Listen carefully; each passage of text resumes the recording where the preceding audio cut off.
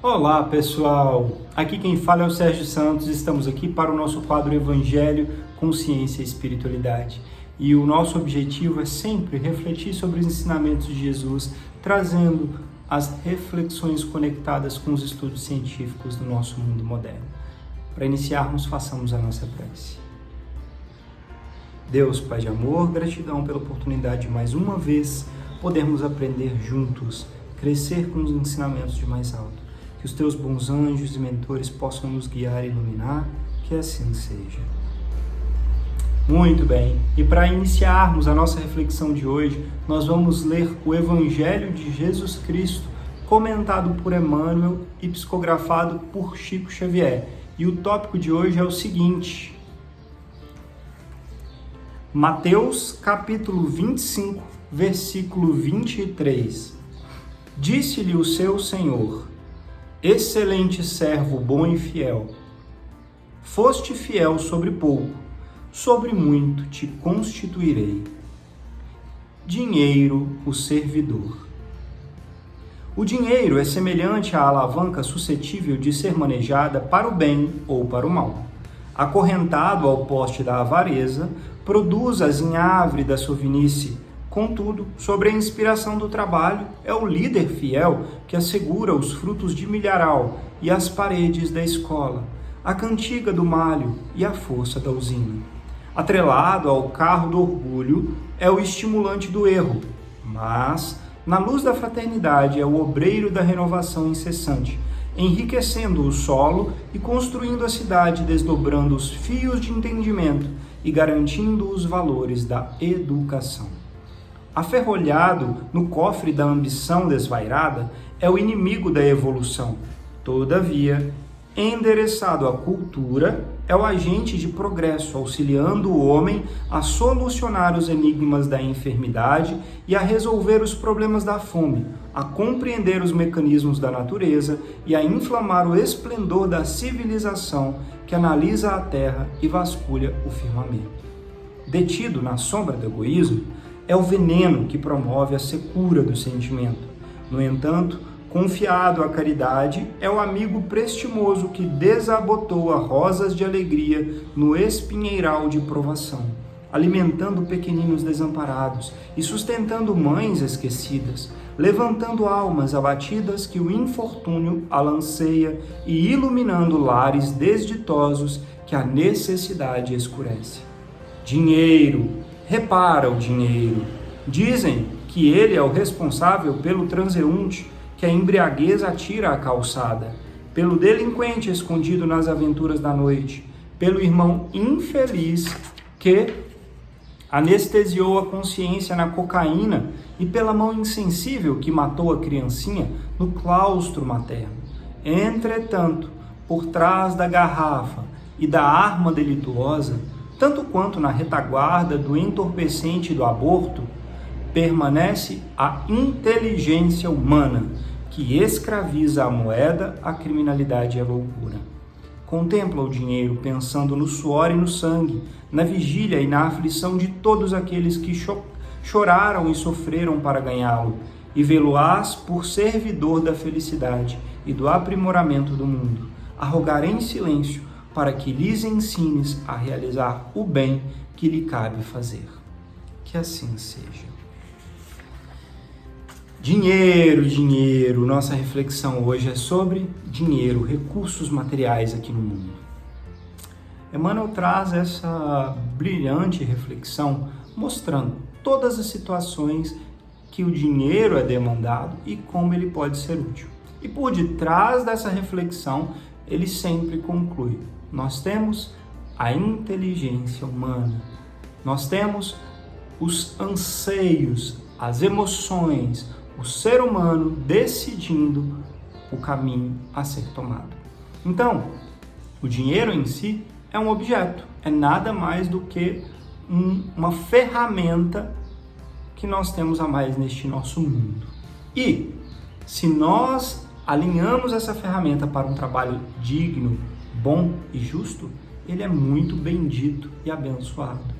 Ele pode trazer várias bênçãos, como Emmanuel finaliza dizendo: pensa nas pessoas que trabalharam, suaram sangue, esforço, perderam noites e muito trabalho para gerar aquele dinheiro, né, para uma família. Então, nesse sentido, o dinheiro é bendito. Agora, o dinheiro que vem de uma trapaça, o dinheiro que vem de uma forma ilícita, o dinheiro que é destinado a coisas que vão trazer malefícios para a humanidade e para si próprio, esse dinheiro está sendo desvirtuado. É como um carro que, dirigido de forma correta, traz progresso, leva pessoas a um tratamento, auxilia no trabalho e assim por diante. Mas na mão de uma pessoa inconsciente, bêbada, pode trazer morte, pode trazer sofrimento e dores, assim como todos os bens materiais deste mundo. Que possamos então refletir mais sobre como nós, mais do que só julgar o outro, estamos fazendo uso do nosso recurso material e do nosso dinheiro. E dentro desse contexto, nós vamos ler o nosso livro querido, Alvorada Cristã, ditado por Neio Lúcio e psicografado por Chico Xavier. E o tópico de hoje é o seguinte, tópico 31, a lenda do dinheiro. Conta-se que no princípio do mundo o Senhor entrou em dificuldades no desenvolvimento da obra terrestre porque os homens se entregaram ao excessivo repouso. Ninguém se animava a trabalhar. Terra solta amontoava-se aqui e ali. Minerais variados estendiam-se ao léu. Águas estagnadas apareciam em toda parte. O divino organizador pretendia erguer lares e templos, educandários e abrigos diversos, mas com que braços? Os homens e as mulheres da terra, convidados ao suor da edificação por amor, respondiam, para quê? E comiam frutos silvestres, perseguiam animais para devorá-los, dormiam sobre as grandes árvores. E após refletir muito, o celeste governador criou o dinheiro, adivinhando que as criaturas presas à ignorância, se não sabiam agir por amor, operariam por ambição. E assim aconteceu. Tão logo surgiu o dinheiro, a comunidade fragmentou-se em pequenas e grandes facções, incentivando-se a produção de benefícios gerais e de valores imaginativos. Apareceram candidatos de toda espécie de serviços. O primeiro deles subiu e pediu ao Senhor a permissão para fundar uma grande olaria. Outro requereu meios de pesquisar os minérios pesados de maneira a transformá-los em utensílios. Certo trabalhador suplicou recursos para o aproveitamento de grandes áreas de exploração de cereais. Outro ainda implorou empréstimo para produzir fios, de modo a colaborar no aperfeiçoamento do vestuário.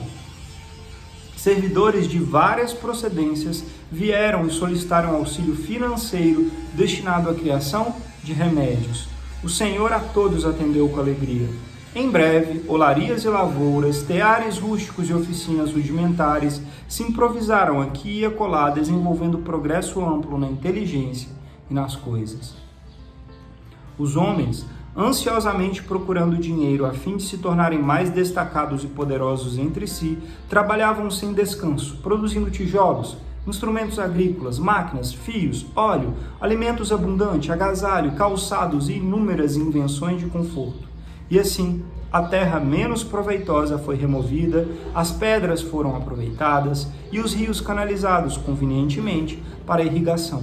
Os frutos foram guardados em conserva preciosa, estradas foram traçadas de norte a sul, de leste a oeste, e as águas receberam as primeiras embarcações. Toda a gente perseguia o dinheiro e guerreava pela posse dele. Vendo então o Senhor que os homens produziam vantagens e prosperidade no anseio de posse, considerou satisfeito. Meus filhos da terra, não puderam servir apenas por amor, em vista da deficiência que, por enquanto, lhes assinala a posição. Todavia, o dinheiro estabelecerá benéficas competições entre eles em benefício de uma obra geral. Reterão provisoriamente os recursos que me pertencem e, com a sensação de propriedade, improvisarão todos os produtos e materiais de que aprimoramento do mundo vai necessitar. Esta é a minha lei de empréstimo, que permanecerá assentada no céu. Cederei possibilidades a quantos me pedirem, de acordo com as exigências de aproveitamento comum. Todavia, cada beneficiário apresentar-me-á contas do que houver despendido, porque a morte do corpo conduzi-los-á um a um à minha presença. Este decreto divino funcionará para cada pessoa em particular, até que meus filhos individualmente aprendam a servir por amor, a felicidade geral, livres do grilhão que a posse institui. Desde então, a maioria das criaturas passou a trabalhar por dedicação ao dinheiro, que é de propriedade exclusiva do Senhor, da aplicação do qual cada homem e cada mulher prestarão contas a Ele mais tarde. Que assim seja. Essa parábola vem dizer muito sobre esse nosso mundo, né? Essa historinha, né, contada, Deus criando o mundo e pedindo ao homem para trabalhar, e o homem preguiçoso falava, não, para quê? Eu vou ganhar o quê? Tô aqui bem, vou comer só as frutas que estão na natureza, não vou me esforçar, mato os animais e como, não preciso me esforçar e usar a inteligência. E aí Deus cria o dinheiro para a gente poder ter um estímulo ao esforço e ao trabalho. E é dito e feito, né? Criou o dinheiro, a sociedade se dividiu, começou a se esforçar, cada um correu atrás, se virou e queria mais e mais e mais e mais e mais. E o trabalho por amor não aconteceu de início, porém o trabalho por ganância e ambição aconteceu. Mas o resultado final disso é que o mundo cresceu, melhorou, evoluiu. A vontade e as obras de Deus aconteceram e acontecem. E aí Deus conclui dizendo, meus filhos ainda não estão evoluídos a ponto de trabalharem apenas por amor. E aí eles têm o dinheiro como uma ferramenta. Mas todo o dinheiro e toda a posse do mundo é minha. E eu instituo a lei do empréstimo.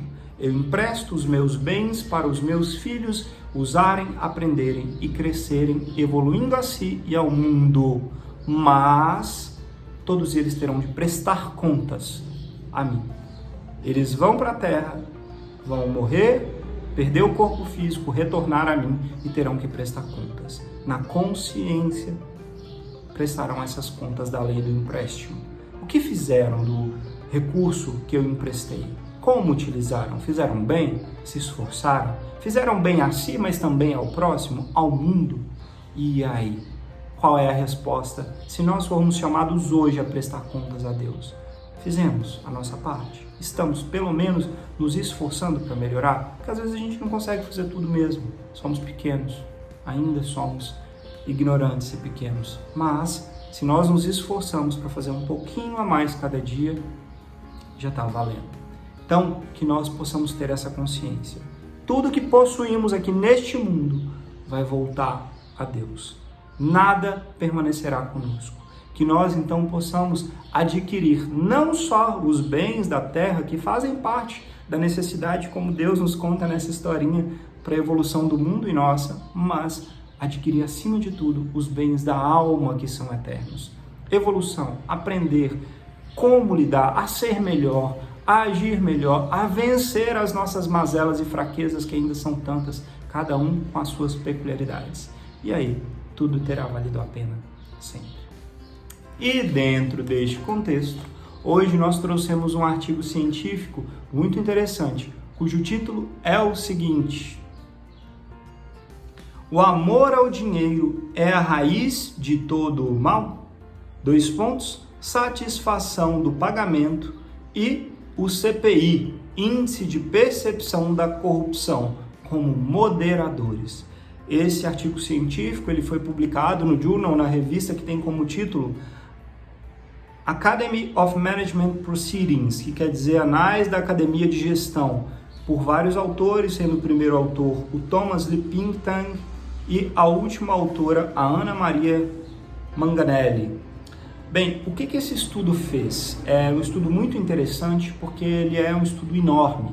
Ele pegou mais de 6.300 gerentes em diferentes companhias do mundo, nos 6 continentes, e entrevistaram com relação ao amor e valorização do dinheiro, a realização, como é que está a pessoa realizada, e a percepção de corrupção, né, de fazer coisas erradas pelo dinheiro que existe naquela empresa, não só naquela pessoa. E associaram todos esses índices. E eles tiveram conclusões muito interessantes.